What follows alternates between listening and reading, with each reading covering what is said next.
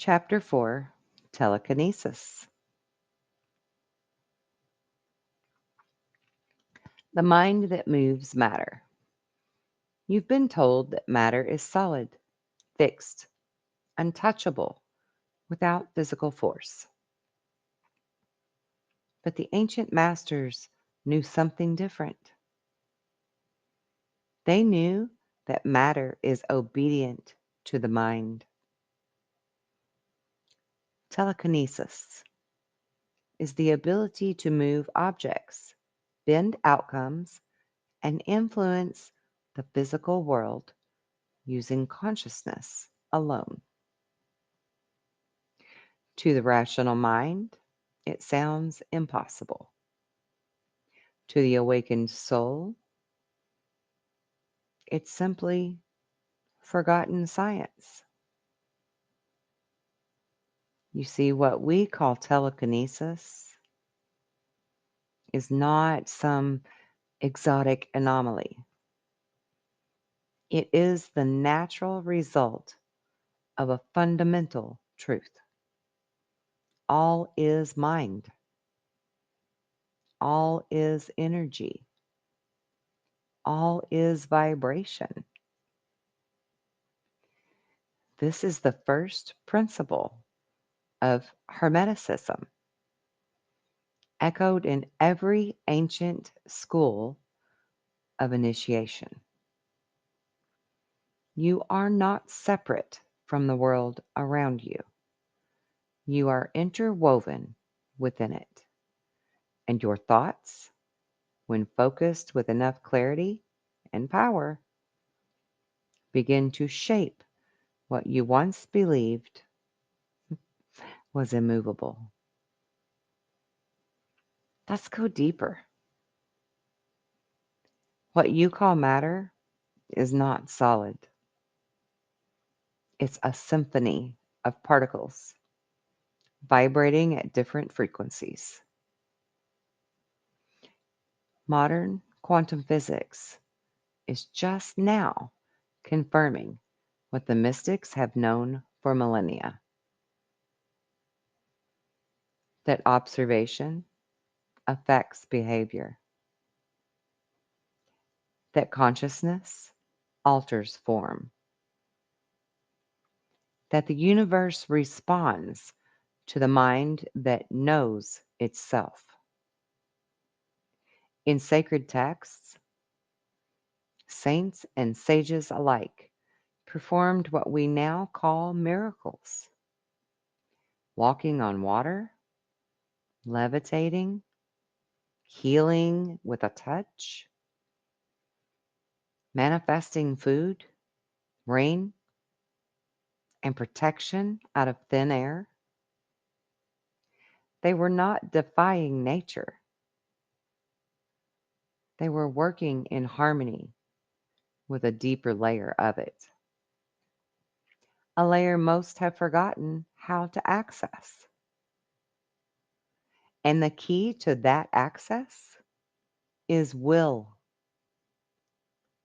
focused will, purified intention, unshakable belief. Telekinesis is not about bending spoons to impress your friends. It is the art of influencing the quantum field through coherent vibrational command.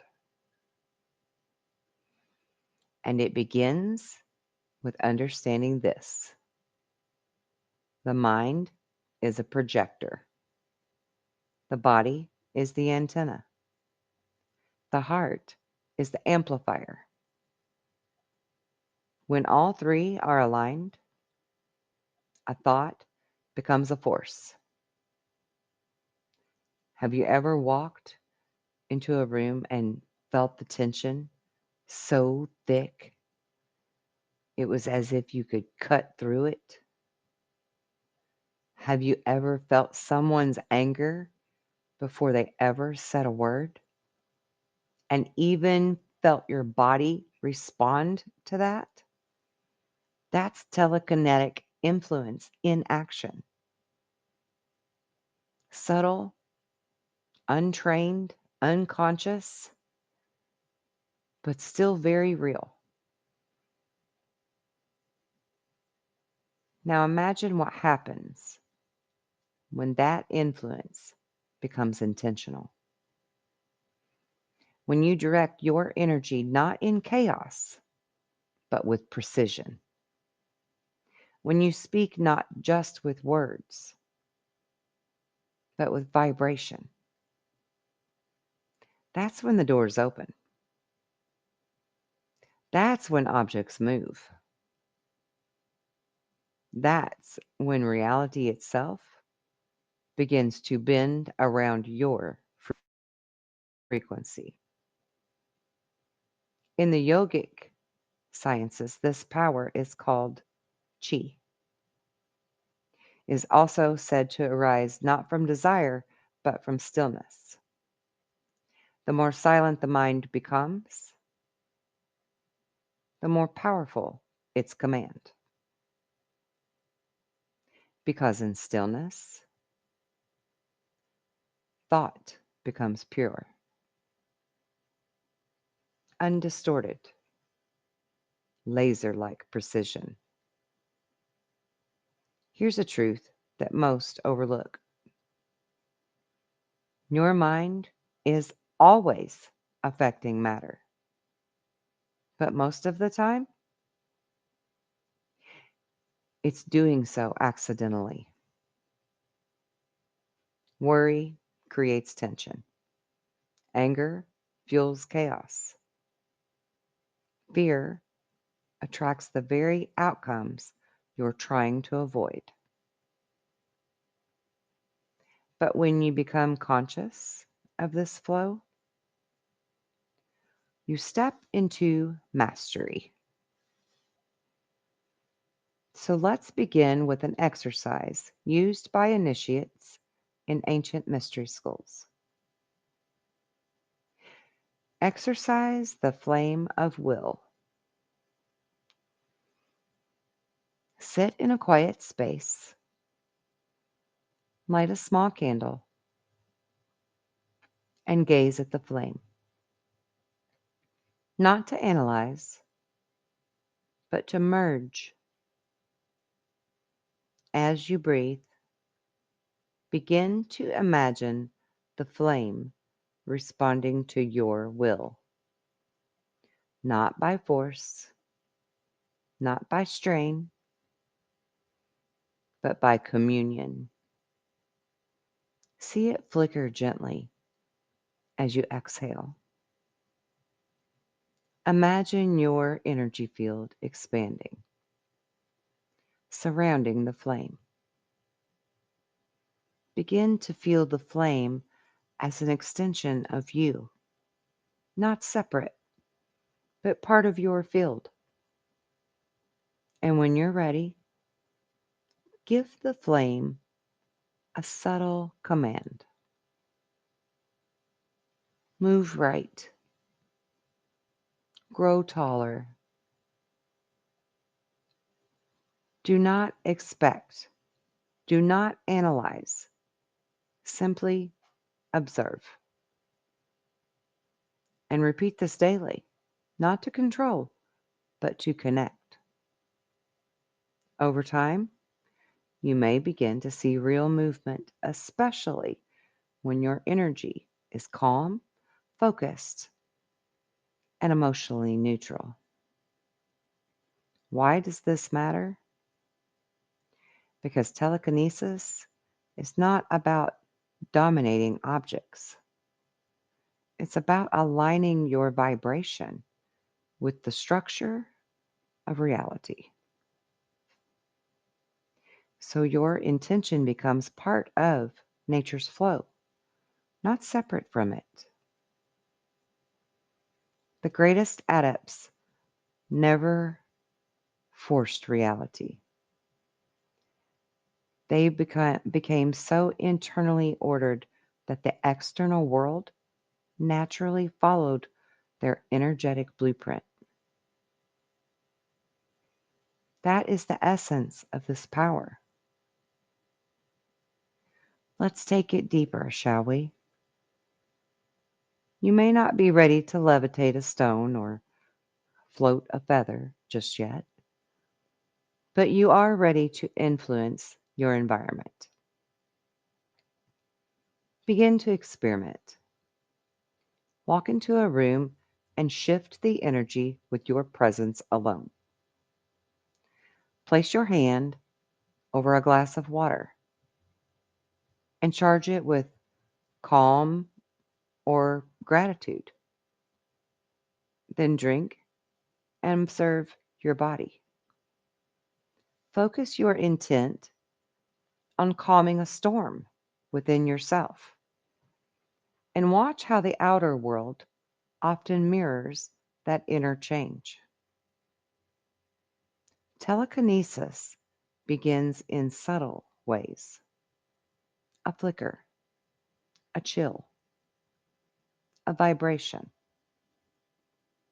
a feeling that the air itself has changed because of your inner state.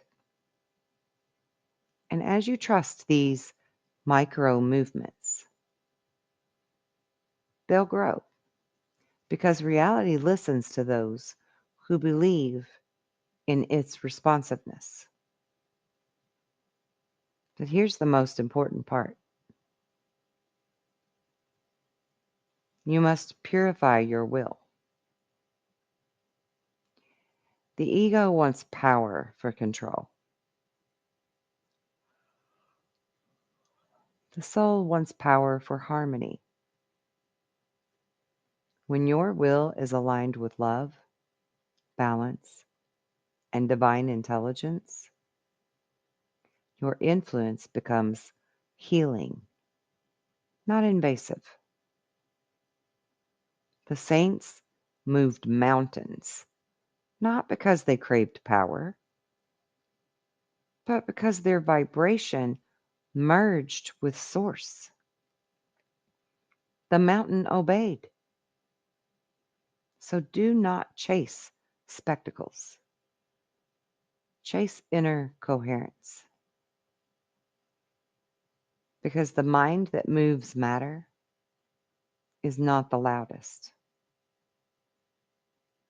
It's the most still. Let your thoughts become prayers.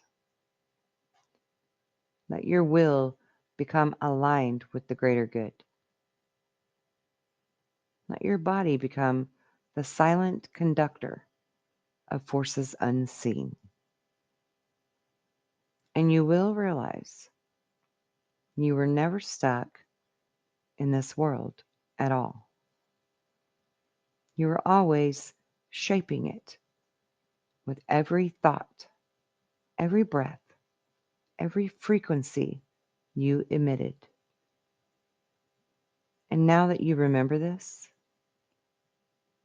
let's move to a deeper power, one that transcends space and time, one that allows you to see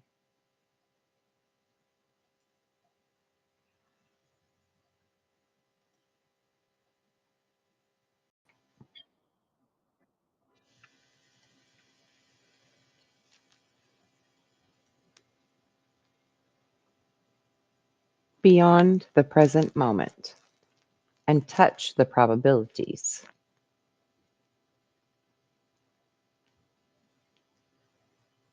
of the future.